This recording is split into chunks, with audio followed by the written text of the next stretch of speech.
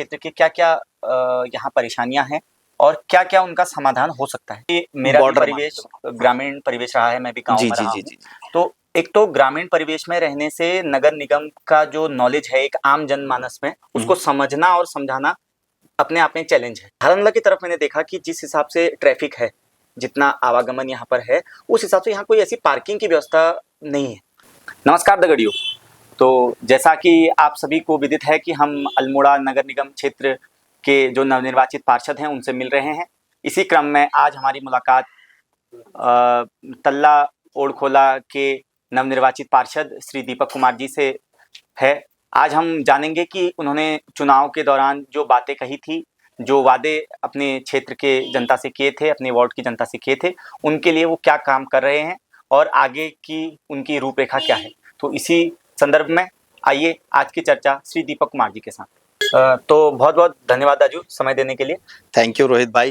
तो दाजू अभी सबसे पहले तो आपको बहुत बहुत बधाई जीत की। Thank you. नवनिर्वाचित पार्षद हैं। सबसे पहले तो दाजू आपके क्षेत्र के क्या-क्या यहाँ परेशानियाँ हैं और क्या-क्या उनका समाधान हो सकता है, क्योंकि अभी आपका कार्यकाल जस्ट शुरू ही हुआ है, तो अभी तो हम बस परेशानियों की और समाधान क्या हो सकते हैं उनके बारे में बात करें। सबसे पहले तो मैं आपके चैनल का धन्यवाद करूंगा रोहित जी, जो आप आए और आपने मौका दिया कि हम जनता के बीच में अपनी बात रख सके। तो जो समस्याएं हैं हमारे वार्ड की, रोहित जी, हमारा वार्ड जो है, जो मेरा वार्ड है, मेनली मेरा वार्ड बोलूंगा मैं, जो मेरा वार्ड है, जिस वार्ड से मैं पार्षद बन के आया हूँ, वो वार्ड नगर निगम और गांव के सीमा जिसे कहते हैं वहां का वार्ड है।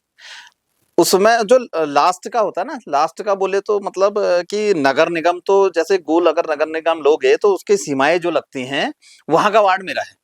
तो उसमें पहले से ही काफी समस्याएं हैं, जैसे नालों की समस्या है, मार्केट का पूरा पानी जो लोड होता है वो हमारे वार्डों में, जो नीचे नीचे के वार्ड होते हैं, जो किनारे के वार्ड होते हैं, उन वार्डों में आता है।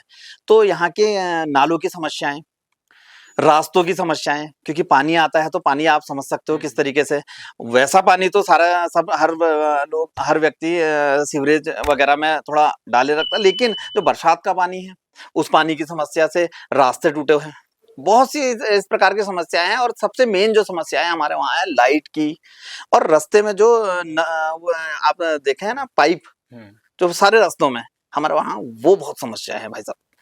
उसके लिए मैं चाहता हूं कि यार हमारे वार्ड में इस प्रकार की कुछ व्यवस्थाएं हो जाएं कि चलने फिरने में बच्चे जाते हैं, उनके बुजुर्ग जाते हैं, उनके पैरों में जब पाइप आते हैं तो फिसलते हैं और काफी बहुत चीज समस्याएं आती है। से मैं ये चाहता हूँ कि मेरे वहाँ पाइप की मेन जो पानी का वो है मेन समस्या, ये हल हो जाए।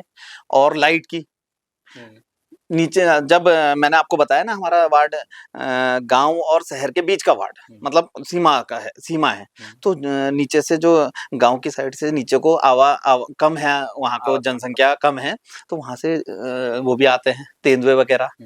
तो लाइट की समस्याएं, कि हमें लाइट की बहुत ज्यादा जरूरत है, और हमें ही इसलिए नहीं हो पाती है क्योंकि किनारे के हैं, तो थोड़ा सा पहले से हो नहीं पाई ऐसी व्यवस्था है। लेकिन आगे को मैं चाहता हूँ, अब छोटे हो चुके हैं वार्ड, अब हमें मौका मिला है कि हम इस वार्ड के लिए कुछ कर सके।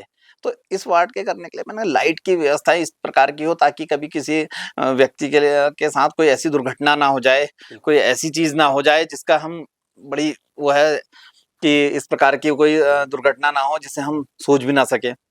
तो इस प्रकार की समस्याओं का सामना हम करते हैं, और इसमें इन्हीं के लिए मैंने सोचा है कि इन्हीं के उसमें सबसे पहला काम जो करूंगा मैं इन्हीं समस्याओं के ऊपर करूंगा। जी भाई साहब, जैसा कि आपने बताया कि आपका जो क्षेत्र है वो सीमावर्ती क्षेत्र है, जिसमें ग्रामीण और शहरी दोनों इलाके हैं। क्योंकि मेरा भी परिवेश ग्रामीण परिवेश रहा है, मैं भी गाँव में रहा हूँ। तो एक तो ग्रामीण परिवेश में रहने से नगर निगम का जो नॉलेज है एक आम जनमानस में, उसको समझना और समझाना अपने आप में चैलेंज है। जी। दूसरी बात जो है वो सबसे महत्वपूर्ण बात यह है कि जो ग्रामीण इलाके हैं वहाँ के रास्ते, जो सीसी मार्ग हैं, चाहे वो हों या जो हमारे रोड से जुड़ के जो रास्ते हैं, उनकी स्थिति मैं देख रहा हूँ लगभग सारे ही अल्मोड़ा में ठीक नहीं है। और खासकर ये धारनला वाला क्षेत्र जो है, क्योंकि यहाँ जाम का बहुत बड़ा मुद्दा है, ट्रैफिक जैम बहुत बड़ा मुद्दा है। और मैंने देखा स्कूल आवर्स में जब बच्चे आते और जाते हैं, तब विशेषकर जाम का, रास्तों का बहुत ध्यान रखना पड़ता है। तो इसके लिए आप क्योंकि ये तो आपके स्तर से बहुत ऊंचे ऊंची बातें हैं। इसके ऊंची लिए चीज़ आपको है। राज्य सरकार से भी जी मदद की जरूरत पड़ेगी, आपको मेयर साहब की मदद की जरूरत पड़ेगी, जी जी लोकल जो भी हमारे एमएलए हैं, एमपी हैं, सबकी जरूरत पड़ेगी। तो आप इसके लिए क्या आपने सोच रखा है, क्या आपकी रूपरेखा है? जाम के लिए, जाम वगैरह जो आप बोल रहे हैं, बच्चों को आने जाने में हम भी देख रहे हैं, हम भी समझते हैं कि यार ये हमारे बच्चे भी हैं, उनके लिए भी दिक्कतें हैं। लेकिन हमने सोच रखा है कि हमारे मेयर और पुलिस विभाग और अन्य जो हमारे प्रशासन वगैरह जिनसे, उनसे बातचीत की जाएगी, उनसे इसका निस्तारण के लिए उनसे बातचीत की जाएगी, किस प्रकार से हम ये कर सकते हैं। जाम की वजह, जाम में किस प्रकार से हम बच्चों का वो कर सकते हैं कि उस टाइम थोड़ा सा। राजू, एक जो बहुत बड़ा मुद्दा और अलग मुद्दा है, जी मैं क्योंकि आप धारानला क्षेत्र से हैं तो मैं आपसे पूछना चाह रहा हूँ कि जैसे हम देख रहे हैं बाजार में तो पार्किंग की व्यवस्था फिर भी है। कुछ पार्किंग हमारी पुरानी पार्किंग है और कुछ नई पार्किंग हमारी बन गई हैं, जो बहुत जल्द हम मेयर साहब से जब भी मुलाकात होगी हम इस बारे में पूछेंगे कि ये कब शुरू हो रही है। लेकिन धारानला की तरफ मैंने देखा कि जिस हिसाब से ट्रैफिक है, जितना आवागमन यहाँ पर है, उस हिसाब से यहाँ कोई ऐसी पार्किंग की व्यवस्था नहीं है। बहुत अच्छी बात करी आपने। इस बारे में हम अभी 2 साल पहले हमारे मेरे मित्र तिवारी जी भी मेंबर थे, उन्होंने भी इस चीज में काफी वो उठाई थी।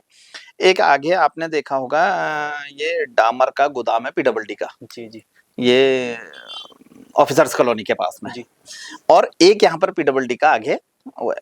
तो ये दोनों चीजें नगर निगम जब नगर पालिका थी उसी टाइम इनसे बात हुई है, इनको हमने टाटिक में जमीन तो दे दी है, लेकिन अभी विभाग ने बोला है, मेरे सुनने में जो आया है, मुझे मेरा कागजों में मुझे पता नहीं है क्या हुआ है करके, क्योंकि मैं तो अभी नया नया पार्षद बन के गया हूँ, अभी कागज वगैरह अभी खुले नहीं है हमारे सामने कुछ भी। लेकिन जो मैंने सुना है कि इनको टाटिक में जमीन दे दी गई है, लेकिन उन्होंने ये शर्त रखी है, जो विभाग वाले हैं उन्होंने ये शर्त रखी है कि भैया हमारा आप ऑफिस बनवा दो, जो निगम से शर्त रखी है, अब तो पहले पालिका से रखी थी, अब निगम ही में शर्त रहेगी वो। तो ये शर्त रखी है कि आप हमारा ऑफिस बनवा दो, मतलब ये गोदाम बनवा दो वहाँ, और हम वहाँ शिफ्ट कर लेते हैं, आप यहाँ पार्किंग बना दो। तो बहुत बड़ा, बहुत हमारा जो यहाँ का ट्रैफिक का जो आप मैटर बता रहे हैं, बहुत हद तक हमें वहां पर को राहत मिलेगी जी, जी। उससे। एक वहाँ एक धारानौला में हमारी स्वीकृति हुई थी, धारानौला में एक मेन धारानौला है जो, उससे नीचे हमारा नगर निगम की जमीन है, तो उसमें एक छोटा सा वो है, उसमें भी पार्किंग, उसके तो उसका एस्टीमेट भी बना है जी। अब सरकार क्या करती है, कितना हमें राहत देती है, किस प्रकार की उसकी योजनाएं, बाकी हमारे महापौर जी हैं वो किस प्रकार से प्रेजेंट करते हैं, उसी हिसाब से हमें यहाँ पर को सुविधाएं मिलेंगी जी, जी। आने वाले समय में। जी भाई साहब, वैसे तो आपकी मुलाकात हमसे पहले मेयर साहब से हो जाएगी, लेकिन जब हम मेयर साहब से मिलेंगे तो हम भी इस बात को रखेंगे, क्योंकि मैं भी इसी शहर का नागरिक हूँ और हम भी जब कहीं पर आवागमन के लिए जाते हैं तो पहले तो पूरे ही अल्मोड़ा में जाम की बहुत बड़ी समस्या है और उस जाम में 4 चांद लगा देती है पार्किंग की जो व्यवस्था ना होना। एक बार के लिए हम अगर बाजार की बात करें, क्योंकि बाजार में तो वन वे है, लेकिन धारानला में ऐसी कोई व्यवस्था नहीं है, धारानला वन वे टू वे सब एक साथ ही रहता है। तो भाई साहब, जो अगला जो मुद्दा है, जो मैं लगभग अल्मोड़ा में सभी लोग, सभी महिलाएं, हमारी माताएं बहनें सभी बताती हैं कि बंदरों का बहुत आतंक है। बंदरों के लिए, क्योंकि ये एक ऐसी परेशानी है जिसके लिए सभी पार्षदों को, हमारे मेयर साहब को, हमारे लोकल रिप्रेजेंटेटिव जितने भी हैं, सभी को एक साथ आगे आके इसके लिए कुछ सोचना पड़ेगा, क्योंकि अधिकतर मैंने देखा कि यहाँ से बंदर पकड़ के कोई एनटीडी तक छोड़ाते हैं, कोई जू तक छोड़ाते हैं और फिर वो बंदर वापस यहीं आ जाते हैं। तो इसके, और अभी पिछले कुछ समय से अल्मोड़ा में बंदरों का जो आतंक है वो बहुत बढ़ गया है। मैं अभी अखबार पढ़ रहा था और लोकल हमारे जो परिचित हैं उन्होंने हमें बताया कि अल्मोड़ा में महिलाओं का, बच्चों पर बहुत काटना, नाखून लगाना ये हो रहा है। तो इसके लिए आप क्या करेंगे? इसके लिए हमारी ना, अभी बीच में भाई साहब हम वहाँ बैठे थे नगर निगम में, महापौर जी के साथ भी बैठे थे, इसके लिए काफी देर हमारी बात हुई। बोर्ड बैठक में तो नहीं हुई, क्योंकि बोर्ड बैठक में हमारा इंट्रो था, पहली बोर्ड बैठक थी, तो ऐसा कोई हमारा कोई बहुत ज्यादा वो था नहीं। तो लेकिन जो अगली बोर्ड बैठक होगी शायद उसमें ये बातें बहुत आएंगी।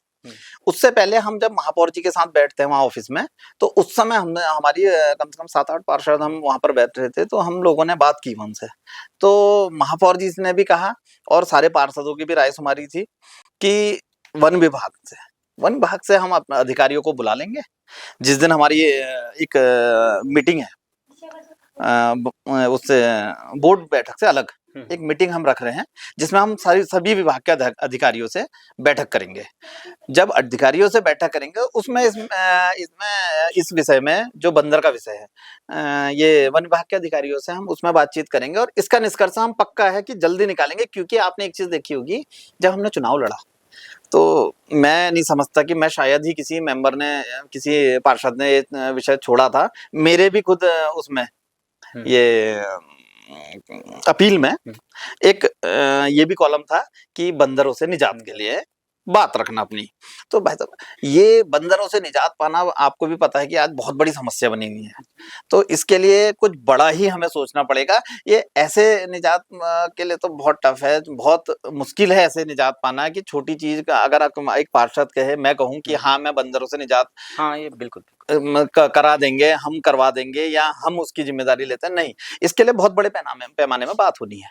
तो उसमें सरकार भी अपनी तरफ से वो करेगी, बाकी अधिकारी जो हमारे साथ बैठेंगे वो किस तरीके से, उनके पास एक रूपरेखा होगी, एक अपना एक मॉडल लेके आए होंगे कि बंदरों से किस प्रकार है वो अपना भी वो रखेंगे, तो थोड़ा सा हमें भी उससे सहायता मिलेगी। जी भाई साहब, आपसे बात करके बहुत अच्छा लगा। मेरा एक आखिरी सवाल, इसी सवाल के साथ हम इस इंटरव्यू को क्लोज करेंगे। भाई साहब, एक बात जो अल्मोड़ा में पिछले कुछ समय से उठ रही है वो है आवारा पशुओं की।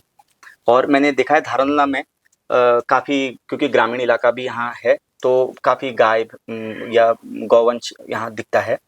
और जो दूसरा जो है कुत्ते, आवारा कुत्ते जो हैं, उनकी वजह से थोड़ा जो लोग हैं उनको डर रहता है। तो इसके लिए आप अपने क्षेत्र में, क्योंकि ये ऐसा है कि छोटे छोटे वार्ड हैं, तो इन पे अपने क्षेत्र में क्या किया जा सकता है इसके लिए हमने हर एक पार्षद ने महापौर जी से बात की हुई है, जिसमें महापौर जी ने हमें आश्वासन दिया है।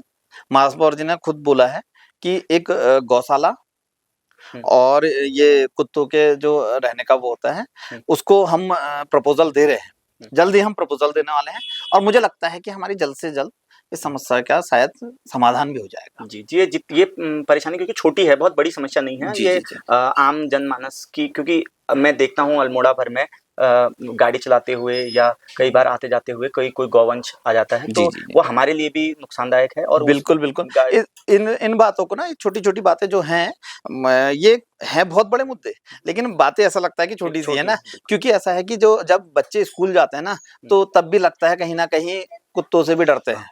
सही, आपको चाहे ये आप समझ पाओ या नहीं समझ पाओ, क्योंकि आपका कहाँ पर आपका निवास है, मैं इतना तो वो नहीं हूँ, लेकिन ऐसा है कि मैं आपको एक चीज बताना चाहता हूँ कि बच्चे जब जाते हैं तो डरते हैं बच्चे। हम तो यहाँ से देखते हैं, अपने घर से देखते हैं, तो हमने बच्चों को डरते हुए भी देखा है और बड़ों को भी डरते हुए देखा है। और कुछ तो ऐसे भी जानवर हैं जो हमला भी करते हैं। जी। तो इस वजह से मैंने कहा कि इस बात को हमने महापौर जी के पास पहले ही रखा है, क्योंकि हम बोर्ड बैठक में तो सारे पार्षद होते हैं, लेकिन महापौर जी से हम लगातार मिल रहे हैं। रोज लगभग हम महापौर जी जब भी बैठते हैं वहां पे, जब भी हमें सूचना मिलती है कि महापौर जी बैठे हैं, तो हम जाते हैं और महापौर जी से छोटी छोटी बातों में बातें होती है, बहुत अच्छी उनसे वार्तालाप हो जाती है। तो महापौर जी हमें आश्वासन भी देते हैं कि यार वो बात भी अपने स्तर से करते हैं कि किस ढंग से हमने आगे का वो करना है, क्योंकि वो भी महापौर है, उन्होंने भी चलाना है पूरे अल्मोड़ा को। तो छोटी छोटी चीजें हैं, तो हमें आश्वासन भी देते रहते हैं और हमें बताते भी रहते हैं कि हम ये करेंगे अब, और हमारे साथ हर चीज की बातों को भी करते हैं हम कि। तो भाई साहब, बहुत अच्छा लगा आपसे बात करके। आपकी बातों में एक ऊर्जा है। मैं उम्मीद करता हूँ, आशा करता हूँ कि ये ऊर्जा धरातल पर आपके वार्ड के लोगों को देखने को मिलेंगी। जो भी आपकी सकारात्मक सोच है, जो आपके समाधान है, वो बहुत जल्द हमारी अगली मुलाकात में जब हम आपसे मिलें, जब हम दोबारा बातचीत के लिए बैठें, तो आपकी जो समाधान की आपने बात करी है, कुछ समाधान जो हो जाएं तो बेहतर है। और इसी के साथ फिर मुलाकात होगी। बहुत बहुत धन्यवाद। Okay, thank you sir.